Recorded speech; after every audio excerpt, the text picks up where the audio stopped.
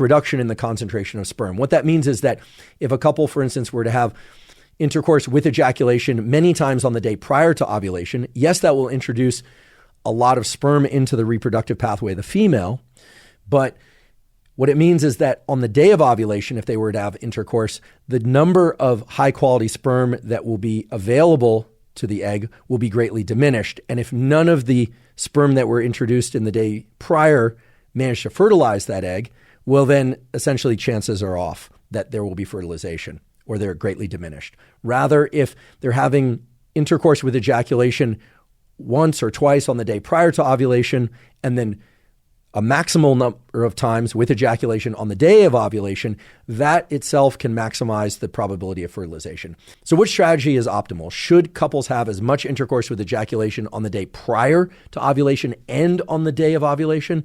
Or should they have intercourse on the day prior to ovulation, but not so frequently that it diminishes the concentration of sperm and then allows for intercourse with the maximum number of ejaculations on the day of ovulation? You really hear it both ways. And what this really boils down to is, frankly, that nobody knows. And the reason nobody knows is that there's tremendous variation among males in terms of the absolute concentration of sperm per milliliter of ejaculate and the amount of sperm per milliliter of ejaculate within a given time frame. But what everyone agrees on is that a period of abstinence ranging from 48 to 72 hours prior to an ejaculation increases the concentration of high quality sperm within that first ejaculation to occur after the abstinence period.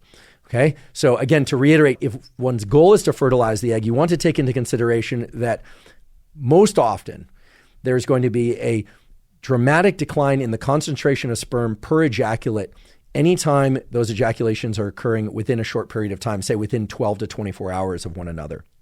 Now, all of this, of course, also relates to the female biology and the extent to which the woman can precisely identify the day and timing of her ovulation. Some women feel as if, and indeed are very accurate at estimating their time of ovulation to within a couple of hours, or some women even report being able to feel their actual ovulation. Whether or not they are feeling the ovulation itself, the deployment of the egg or not isn't clear. I certainly wouldn't know. I've never produced eggs, nor have I ovulated, and I'm certainly not going to contest the idea that women can do that. I mean, it makes sense that some people have a very keen so-called interoceptive awareness, an awareness of the sensory events within their body.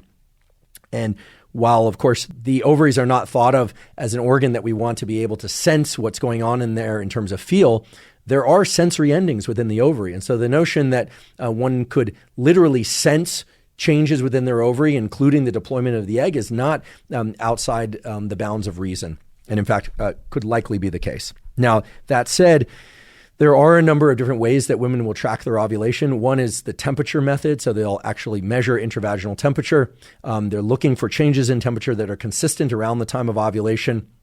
We're going to have an expert guest on, an OBGYN, who can tell us a lot more about the details and nuances of the temperature method. You'll see a lot of information about this online, but there's a lot of misunderstanding about it as well. Other women will use apps that take into account either the temperature information, if they're acquiring temperature information, that'll be entered into the app, as well as marking the onset of menstruation, the onset of bleeding, therefore the start of the ovulatory cycle, because of course, as we mentioned earlier, that marks day one of their cycle. And then again and again, you can see how regularity of cycle duration, or relative regularity of cycle duration, really favors this whole process of being able to predict when one ovulates. And fortunately, if the goal is fertilization, there are some margins for error that are introduced by the fact that the sperm can survive within the female reproductive tract for some period of days, thereby reducing the need for absolute certainty about the time of ovulation and so on. In fact, it's pretty well known that around the time of ovulation, a couple of things happen. Earlier, we talked about one thing, which is there's an increase in libido just prior to ovulation. This relates to, in part, an increase in some of the androgens, things like DHEA, but also testosterone and some related androgens that can increase libido, both in males and females, and changes to the reproductive pathway of the female, in particular, a change in the pH, that is the relative acidity versus basic nature of the mucosal lining near the cervix, and also vaginal secretions, such that around the time of ovulation, the entire milieu of the vagina and the cervix and the locations in which fertilization can occur, and certainly in which the sperm are swimming towards the opportunity for fertilization, is shifted to support sperm motility and health. In other words, one of the best environments for sperm to survive is going to be within the female reproductive pathway itself.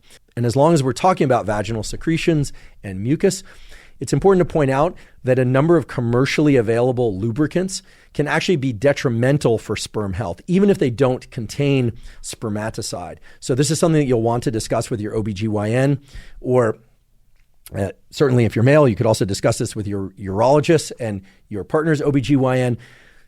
A lot of the commercially available lubricants contain chemicals that, while they may favorably change the consistency or the viscosity of the vaginal pathway for purposes of intercourse, certainly may not be the most favorable for maintaining the health of the sperm and the motility of the sperm. So again, here we're talking about intercourse only in the context of trying to maximize fertilization. And I should mention that there are certain lubricants that are more conducive to the sperm environment, but it's something that you'll really want to talk to your OBGYN about, or at least read up about if your interest is in trying to fertilize and develop an embryo. So we covered the optimal strategies for how often couples should have intercourse with ejaculation around the time of ovulation in order to maximize the probability that successful fertilization and ultimately pregnancy will occur. What we haven't covered yet, however, is how long couples should apply that method over time in order to achieve successful fertilization and pregnancy. Now, of course, if a couple decides that they want to conceive and they apply that method or any other method, for instance, and they achieve fertilization and a successful pregnancy the very first month that they try, well, then there's no other work to do, at least until that child is born, and if and only if they decide they want to have more children. However, many couples find that they do not conceive in the first month of trying, even when they apply the optimal methods, and even if their age and every other factor related to egg quality and sperm quality is optimized. Now, I think it's the rare instance in which egg quality and sperm quality are optimized. In fact, the word optimal and optimization and optimized is a little bit misleading in general because no one really knows what that is. But of course, there is an ideal. There's a perfect standard to which everyone would like to achieve. But of course, we all enter the picture with genetic variables, environmental variables, and so forth, many of which we'll talk about because you can, in fact, adjust them in the direction that you would like to improve sperm and egg quality.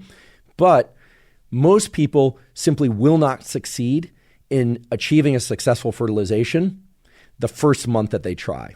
Now, there is a truth that governs how many tries it ought to take in order to achieve successful fertilization and ultimately pregnancy. And it's very age dependent. And in particular, it's dependent on the age of the mother, because the age and quality of the egg, while it's not the only factor, is certainly one of the most determining factors in whether or not successful fertilization occurs. And as women age, the quality of the eggs tends to diminish over time, largely due to changes in the mitochondrial function and the spindle that pulls the chromosomes apart, although there could be other factors involved as well.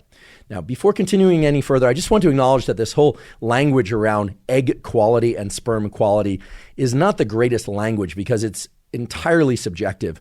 And yet, the word quality in these instances is really there to explain a broad variety of factors that can in fact be measured. Things like the number of follicles that are deployed each month in a woman's ovulation, or the number of motile sperm, or the number of morphologically, that is, correctly shaped sperm in the male, and so forth. So when we talk about egg quality or sperm quality, we're really referring to an amalgam of different features related to the different aspects of ovulation leading to successful fertilization, or the different aspects of sperm related to whether or not they can arrive and deliver their DNA contents and so forth. So I will use the words egg quality and sperm quality just as general themes because that's what a lot of the clinicians use. But I do understand that it's a little bit of a loaded term in both instances, and it doesn't relate to any one specific parameter per se. So getting back to this issue of how long couples should try according to the age of the female and perhaps also the age of the male. Well, most of the data that have been collected relate to the age of the female, as I mentioned before. And What we're about to discuss is within the scientific literature described as what's called fecundability.